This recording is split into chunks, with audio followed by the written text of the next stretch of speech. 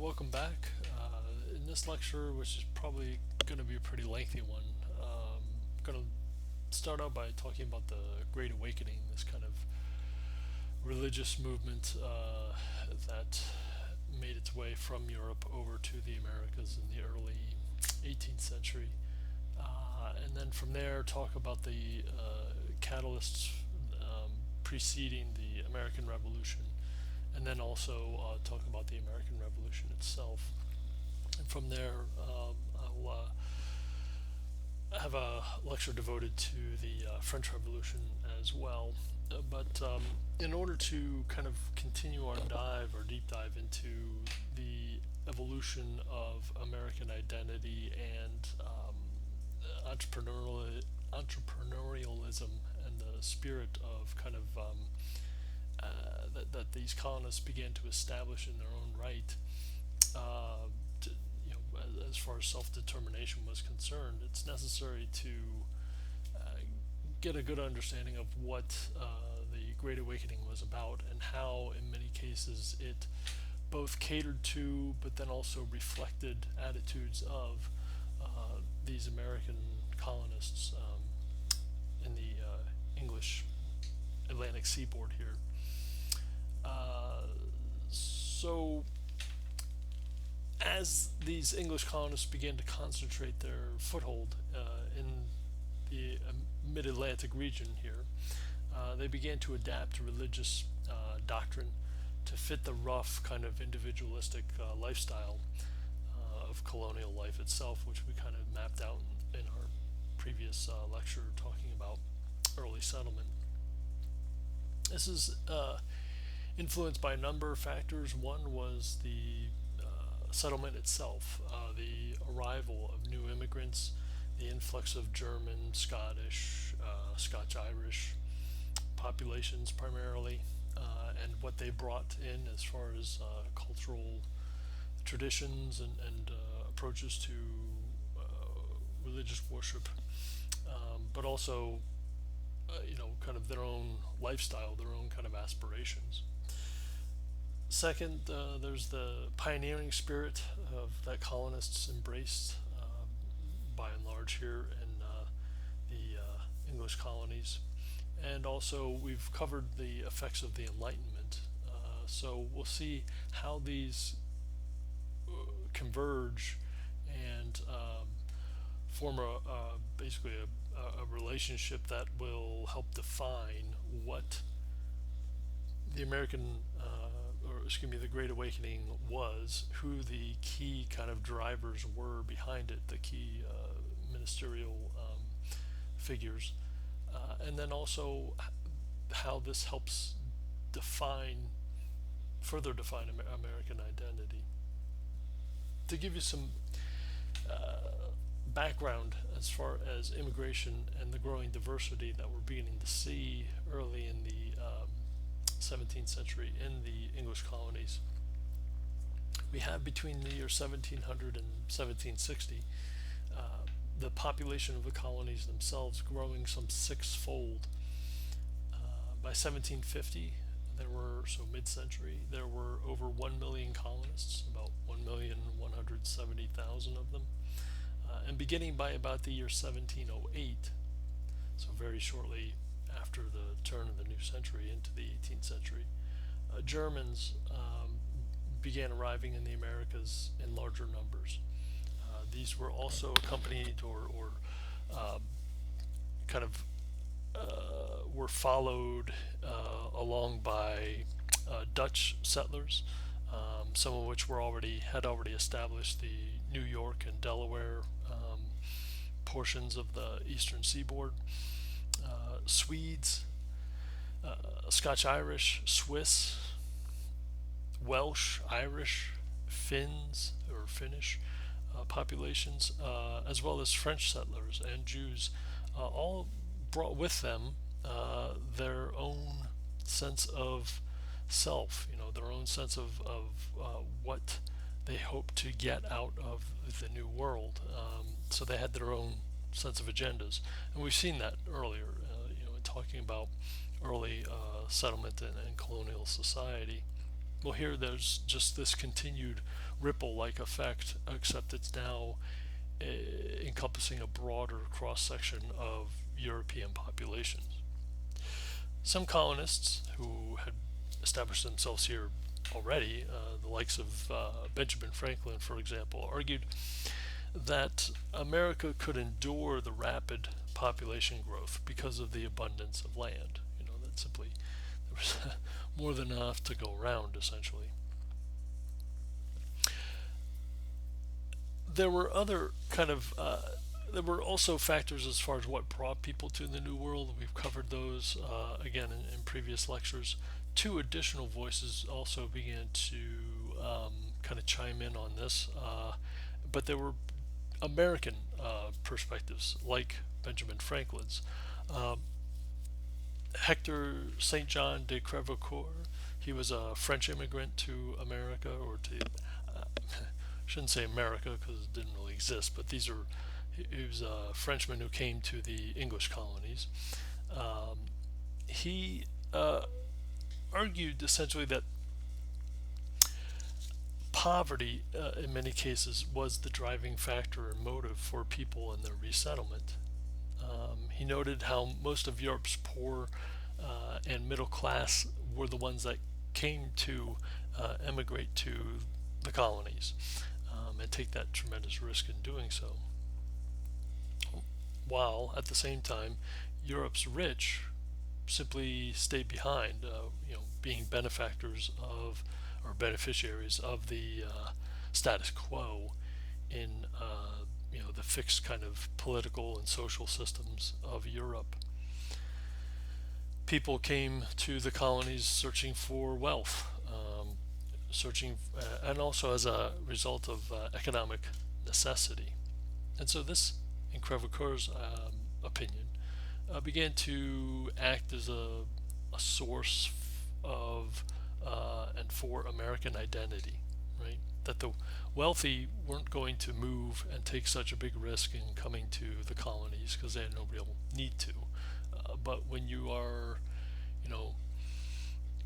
desperate and you're willing to take kind of a long shot, then something like resettlement to the Americas or to far-flung colonies is not such a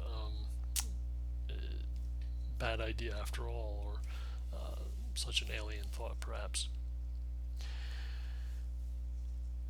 As far as reactions to newcomers were concerned, you had the kind of opinions of Benjamin Franklin being one of them, but there were others like William Penn, who were also rather welcoming of new immigrants and new arrivals.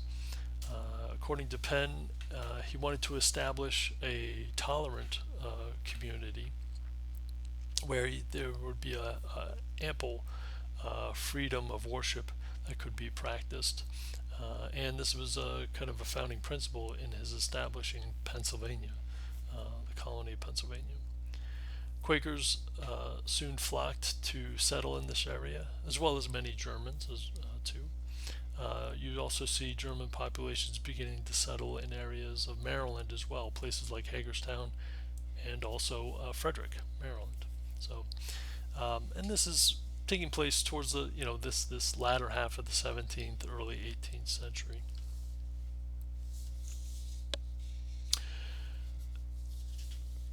As far as what the Great Awakening was about, there is this slow undercurrent that begins to question the core teachings, especially within the Puritan church and faith.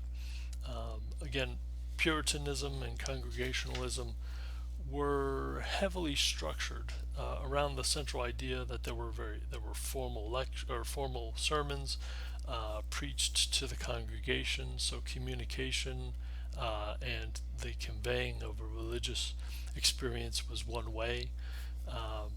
It was, rigid and very kind of orchestrated by the minister, but it stifled really any individual expression of personal spirit. But the trends of the times in the 18th century were beginning to, brush up against and conflict with this kind of structure and orientation. So um, you had English colonial experience, the idea of pulling yourself up by your bootstraps, a very kind of rugged, self-oriented, um, self-sufficient type of daily life that was beginning to find or explore opportunities for moving or having that experience in a religious or church setting. The Enlightenment played into this as well, as we covered in that lecture, that people were naturally inquisitive. People were beginning to exercise greater agency themselves in order to understand the world around them. So there was also social change and social mobility here in the American colonies. Along with the growing population, there was a growing diversity, which we've addressed. And so this individual spirit really began to create some friction. Entrepreneurialism, property ownership, people really wanted to have some sort of authority over setting their every aspect of their daily life. They also wanted greater political participation as well. So colonial assemblies became a very kind of popular during this period of time. The idea of participatory government was something that colonists really kind of adhered to and took to. By the 1720s, 1730s, and 1740s, people wanted greater participation in their religion and religious experience. And this is what gets us into this growing popularity in what was called the revival. Now, revivals were essentially mass meetings where ministers and preachers attempted to bring people back into the church. There was this essentially served to renew people's faith in traditional piety, but in a new way that was much more participatory on behalf of the churchgoers. It was a proactive, you might say, regeneration of faith. And it was going to begin to redefine an individual's relationship to God as an entity. Revivalists thought that good works was not simply enough for salvation. They believed in a kind of having a definitive conversion experience. That is to say that and this often took kind of a physical aspect, where in the midst of some sort of, in the midst of a revival, a kind of communal setting, congregational setting, members within it, individual members, would have a physical or kind of visceral reaction to the spirituality that was being conveyed in this meeting, and that was often in the form of like shaking or convulsing or some sort of like activity, participation, you might say, on behalf of the individual churchgoer. This is something that was strongly opposed by Puritans, the traditional Puritan church. In fact, they were known as anti-revivalists. Simply come to church, get a dose of religion, and go home and be pious. That was the kind of Puritan point of view.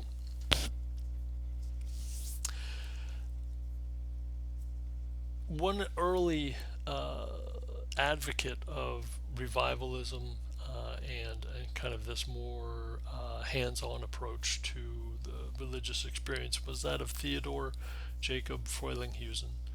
Um, he initiated revivals in New Jersey, the New Jersey colony, in the 1720s. Others included the likes of Gilbert Tennant, and also who was in New Jersey as well. He was actually a student of Frelinghuysen, and also Jonathan Edwards, who was a member of the religious community in Massachusetts. Edwards was somewhat of an interesting figure in that he tried to incorporate Puritan philosophy into this new kind of individualistic approach. Um, and he did so really by establishing continuity in the message, but just revamping the way in which that message was conveyed to appeal to people's emotions, instead of kind of the kind of remote, removed type of aspect that the traditional Puritan church had practiced. So this, in some respects, would make it seem like God was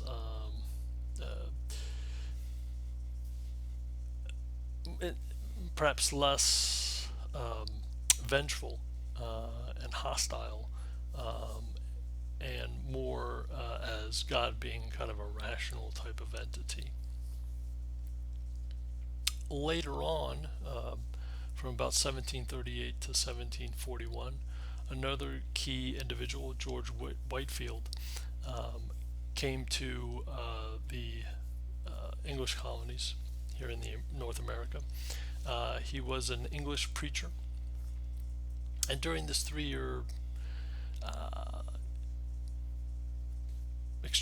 kind of venture here, or experiment, visit, you might say, to the Americas, he raised or often sermonized or preached to very large crowds in open fields. Sometimes as many as 30,000 people came to hear him speak, and involve themselves in these mass revivals that were taking place. And this would often be like kind of maybe a week-long series of lectures or talks or religious workshops or what have you, and then it would culminate with Whitefield giving his lecture. Whitefield's interesting, kind of an interesting figure, because he is one of the early advocates for evangelicalism. This idea that people, or ministers, espouse this kind of personal commitment to Christ, the Savior in the Christian church, almost with like a crusading like zeal in many respects. His message was one that was very forgiving also. He preached a high threshold of penance and pardon. He encouraged people to confess their sins, and in doing so, this would kind of allow for a recommitment, a rededication to better their lives, kind of start anew, if you will. It also encouraged younger ministers to branch out and begin their own congregations.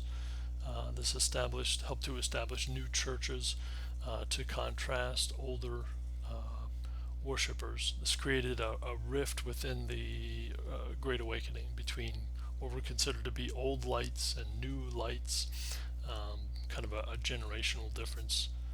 And it also gave rise to new churches, mainly not only the Presbyterian Church, but also the Baptist and Methodist churches began to come online during this period of time, during this Great Great Awakening.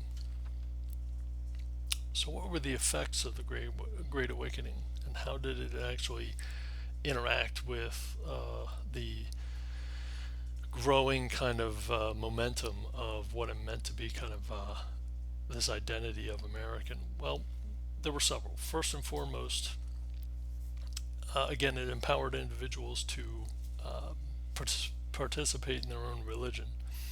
The overall message of the Great Awakening was that everyone could be saved. So it was very forgiving. Again, here. Also, a key characteristic was that the church, the Great Awakening, allowed people to understand or to uh, ponder applying a similar mindset to that was brought about through these revivals and this kind of very kind of optimistic, you might say, approach to religion and salvation. That kind of mindset could be applied to secular matters outside of religion. Okay, so that there could be this close relationship between secular and religious spheres, according to these adherents to the Great Awakening, to these kind of revival-like foundations or arenas. Also, there was a class aspect to all of this. The wealthier members of colonial society typically oriented themselves towards the anti-revivalist school of thought. Just practicing the established standards that had been in place at the earliest founding of settlements and colonies. The younger generation, however, and the those that were less well off, were the ones that really kind of began to become very enthusiastic about the ideas that were wrapped up in the Great Awakening. And so there was this kind of class element to it. The institution also advanced a millennial kind of outlook or belief, basically to prepare people and souls for God's second coming and judgment day, to prove your faith beforehand in order to ensure salvation. Revivalism itself was a key factor in kind of keeping pace also with westward expansion. That is to say that it was the ministers who did the traveling. They had to make their way into these, in some cases, frontier communities that were very difficult to get to. So it was the church leadership going and bringing religion to the people, rather than people going to some sort of house of God or church structure. So that was another key kind of element to the Great Awakening, and that was a characteristic that was going to be replicated as Americans and once they establish their independence, begin their kind of westward migration across the continent. You're going to see these characteristics kind of carry on as that migration takes place.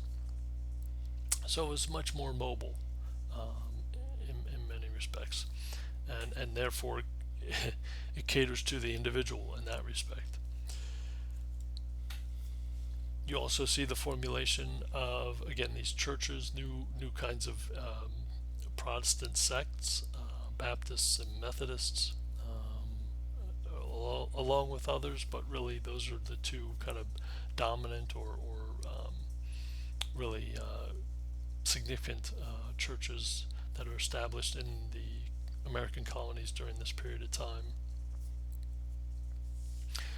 Also, you're going to see that this pits uh, enlightened notions of reason versus kind of emotional, or kind of again a personalized response to religion.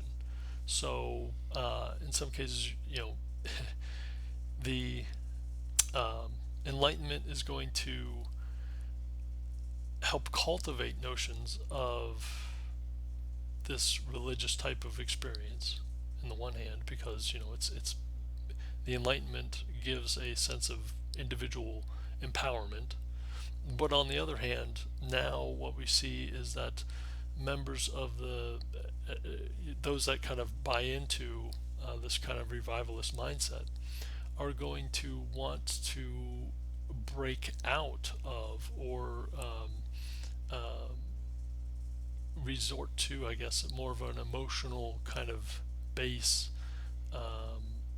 emotion or experience in their religious worship. So you can kind of see the complexity here, as far as Enlightenment kind of cultivating that mentality, or cultivating aspects of the Great Awakening here, but then also the Great Awakening taking on kind of a life of its own. So in brief, this is really kind of a very uh, rapid, kind of condensed look at this religious movement here early in the 18th century, and would carry forward from there. But it is based on this idea of the growing population of the colonies themselves, trying to grapple with different and more diverse needs of people of that population, not only in feeling saved as far as a religious kind of catharsis, but also having them experience a religious kind of activity or exercise, but more so on their terms. When it suits their location primarily. The Enlightenment, of course, is going to play a factor. I feel like we've pretty much covered that pretty thoroughly, and that kind of relationship or dialogue between reason on the one hand and emotion on the other. But that there's also going to be leadership that still guides the movement, even though it's much more of an individual experience. There's still going to be those key kind of leading figures that are going to kind of direct the movement as a whole.